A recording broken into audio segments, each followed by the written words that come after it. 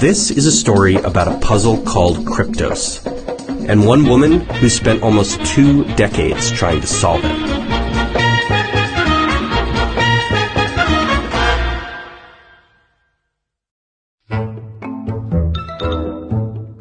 In the heart of the CIA headquarters lies a mystery. Okay, probably more than one mystery, but this one is weird because it's meant to be solved. It's a sculpture containing an encoded message that's a challenge to the CIA employees. But for 30 years, no one has been able to figure out what it says. If anyone's got a shot, it's Ilonka Dunin. I mean, just listen to her. When my friends and family ask me what I want for Christmas, I tell them to get several puzzles, mix all the pieces together, and then just give me a bag of pieces. I enjoy seeing order come out of chaos. When Ilonka's not solving jigsaw puzzles, she's cracking codes, and she's good at it. The Da Vinci Code's author even named a character after her, Nola K. I mean, it's an anagram, but, you know, that's the kind of thing puzzle people do. One day, Ilonka ran into a code that finally stumped her. I first heard about Kryptos, I think, in late 2000. It is about 12 feet tall and 20 feet long. It has thousands of characters carved into it. Kryptos has 4 codes in it. 3 of the 4 have been solved. The 4th has not been solved, and it is considered to be one of the most famous unsolved codes in the world. Here we are going on 30 years, and it still hasn't been cracked. Ilonka and cryptanalysts around the world have tried every technique in the book. Polyalphabetic substitution, transposition, Playfair, binary, Morse. But the 4th code, only 97 characters long, it doesn't give an inch. It just sits there, right in front of us, unsolved. So it raises a question of why. Why is it that this artist, Jim Sanborn, who had never created a code before in his entire life, how could he have designed something that has stumped the entire code-breaking world?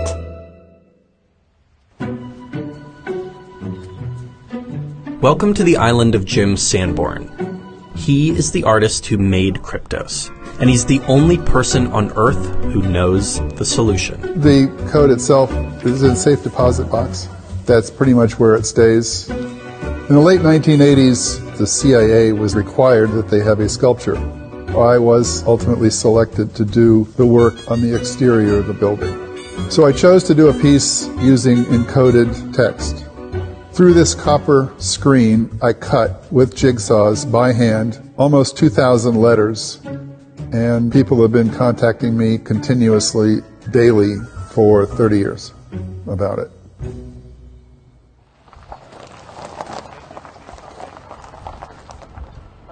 We have sushi, we have drinks, we have chips. There is actually a Kryptos group that meets every year or so to do everything humanly possible to get me to give them a clue to Kryptos.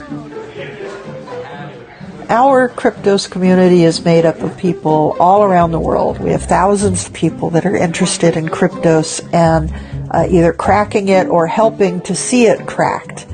Some of them are professional code breakers. Some of them are students. Often someone will just come in and toss out an idea, and then there will be some brainstorming. The topography has changed. Has anything changed in terms of the solutions of Kryptos because of the changes? That's a trap question. Often it's just a case of everyone just wants to listen to every single thing that Jim might say about Kryptos, because there's that hope that he will drop that clue, that little hint that'll help. So if one invested a lot of time in the environment around Kryptos, that would be kind of silly. I still have to be very vigilant and extremely poker-faced when everybody wants to know what it says. But I've gotten, after 30 years, fairly good at making it so that I don't flinch or offer them a tell. And so far, so good. It's been 30 years since Kryptos was unveiled at the CIA, and still, people are working to crack that 4th code every single day. I think every artwork strives to hold your attention for as long as possible. But if it's an artwork that contains something that keeps your attention for even 10 minutes, much less 30 years, I get a great sense of satisfaction from that. It's become part of many, many people's lives, and I think that's the most important part. People have asked me if I want to be the one that solves Kryptos. And it doesn't have to be me. I want to see it solved. And if I can help by sharing as much information as I know, that's as good to me as having actually cracked the code. If I had to place a bet, yes, Kryptos will be solved. I couldn't tell you when, but it's a real code, it's a real cipher, it's solvable.